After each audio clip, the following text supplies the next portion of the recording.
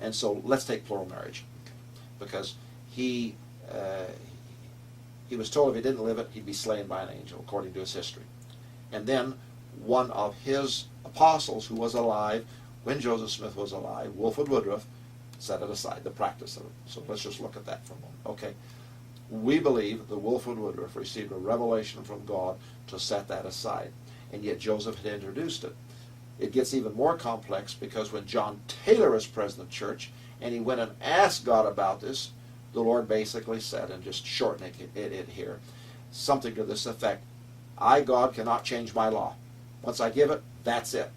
And so that was comforting to John Taylor, who was very much, and so he knew it wasn't going to be changed. As soon as he dies, you see, then Wilford Woodruff looks at the whole thing, but by then the government was going to basically shut the church down so that we couldn't have our temples, we couldn't basically practice our religion. So Wilford Woodruff, seeing that, felt that it would be better to go and put this practice aside so that the government would back off and not seize church property. So it was whatever. a practical decision.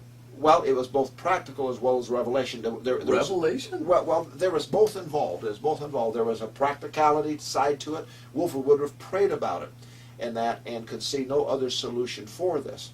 And the thing is, the Lord had told John Taylor, I, God, will fight your battles for you, you'll see. So the thing is that particular thing, which came through Joseph Smith, was set aside by God through revelation, and also through the practicality. If it would not have been set aside, the church would have been basically put out of business. It would have been disenfranchised. The Latter-day Saints would not have been able to do temple work, not even temple marriage for the living, and that much less meet and convene. During that period of time, what they call the underground days, there was close to 800 to 900 marshals and sheriffs, all non-Mormon, looking for polygamists and putting them in prison and in jail. And so a lot of Mormon leaders had to go into hiding. So it was a stressful period for John Taylor. He died in hiding, if you will. Wilford Woodruff was put in prison for a brief period of time, come out. So that was something that was necessary. I mean, if you're going to look at it in terms of Joseph Smith introduced it, and then one of his successors set it aside. If it came from the Lord, and we believe it did, then Joseph Smith would be satisfied with that.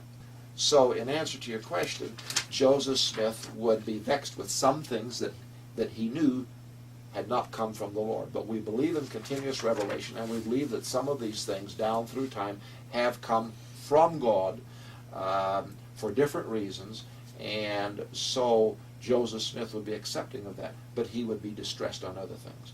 You know, it's interesting because, you've just clearly showed that there are so many differences in our faiths. Huge differences. Huge, because Jesus said, "Heaven and earth will pass away, but my words will never pass away. They will remain." That's the God I serve. There's none of this morphing. There's none of this evolution. There's none of this whether it's circumvenient because the government wants to kick us out, and I'll pray about it. And with all respect, that's just a different way of approaching it versus the way I've lived under Jesus Christ in the New Testament.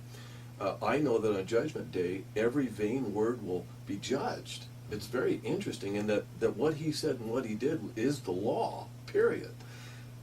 So, that's what I live with. And even amongst my peers, if I might say, with the Christian denominations, they just can't believe that Jesus isn't more understanding and tolerant and ecumenical. This lukewarm hogwash that's being passed out. I'm just sad to see that your particular persuasion of faith has dropped into that same soup and can't be seen anymore. Just like that statue we saw. Yeah. There's not something that moved a little ways off. There was a direct misquote to submit to the popular culture, not to inflame anyone's sensibilities, that all Christian denominations were being called an abomination, and that all the believers, professors, were corrupt. Now, they did that to mask the words of their founder. I know that on Judgment Day, if Joseph Smith is there, he's going to deal with that. Well, yes, and he won't like that, and I'm quite sure he doesn't appreciate that. I'm sure of that, being the founder. Right, and your founder. Right, and the thing is that one of the things that makes Mormonism unique and sets us apart from your persuasion and with our Christian friends out there is continuous revelation. Very short story, which kind of defines... Big difference. Yes. Which defines things. And I think that this is a true incident from early church history, and it pretty much puts it all in perspective. In Nauvoo, there was a meeting of the brethren and members. Joseph Smith asked his brother Hiram, church patriarch, to get up and preach a sermon. So Hiram preached, and he had the Bible and the Book of Mormon, and these are the scriptures, and he preached on those scriptures, and this is the word of God, thus, thus, thus. And then he finished, sat down. So then Joseph Smith asked Brigham Young to get up.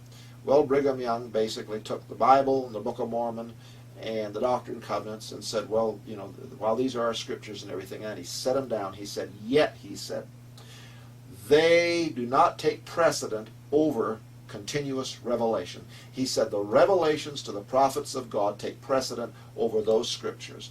And then Brigham elaborated on that, and then he sat down. He sat down. Joseph stood up, and he said something to this effect. Brigham Young this day has preached to you the word of the Lord. And he sided more with Brigham than he did with Hiram. Yes, no, I see that. Yes, and so that right there sets us apart, and this continuous revelation business allows for change, allows for whatever, you see, down through time, and so we are in a situation now where then we have to say, well, all of these changes in that, you know, have they come about through continuous revelation? Have they come about through accommodation? It's a little bit of both. And that's why it's hard to pin, when you're talking to Latter-day Saints, it's hard to pin down, well, that's not an answer, well, that's, you see. And that's one big difference. And our viewers need to understand that. They really do.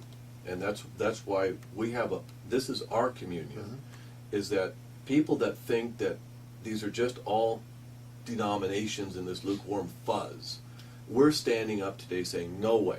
They're a big polemic difference. They're totally different. And I just appreciate, John, that we can respectfully disagree with each other in terms of what we hold true as our faith and discuss them like this. I really do appreciate this a lot. Well, Thank you. Yeah, you're welcome. And the other thing is, you know, we are out, of course, to evangelize the world, well, like other denominations are, and we are very aggressive at it. Yes. We are very good at it, and this is why Mormonism is one of the fastest growing religions on earth in the Christian denominations.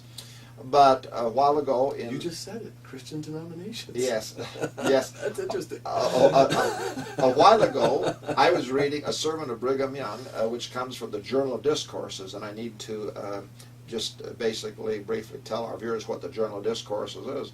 It's a set of 26 volumes of the sermons of Brigham Young and his associates down through about 1880, 1882. And their sermons, hundreds of them, and that have been recorded in Pitman shorthand, eventually published and printed in English. In one of his sermons, Brigham Young made a very significant statement, which has stuck with me through the years. And I read it here not too long ago. He said, Mormonism is not for everyone. That's what he said. Mormonism is not for everyone. Then he went to elaborate on that, in which he said that not everyone has the capacity for truth, that the capacity of many for truth is smaller, whereas others may have a bigger capacity for truth. I have friends of mine that are new converts, and great, wonderful, you know, I'm glad you're in and welcome to the fold, but then they start reading the Journal of Discourses. I said, don't read that. Well, why not? I said, but because it'll raise questions in your mind, I said, which you're not prepared for, which the missionaries did not prepare them for. Mormonism is a very unique religion. It has its weird aspects about it.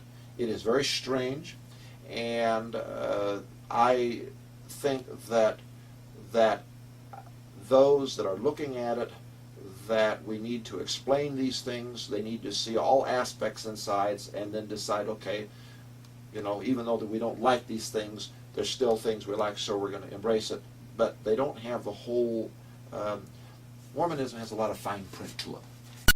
And it's the fine print part that people are not being directed to, which is something that distresses you and I.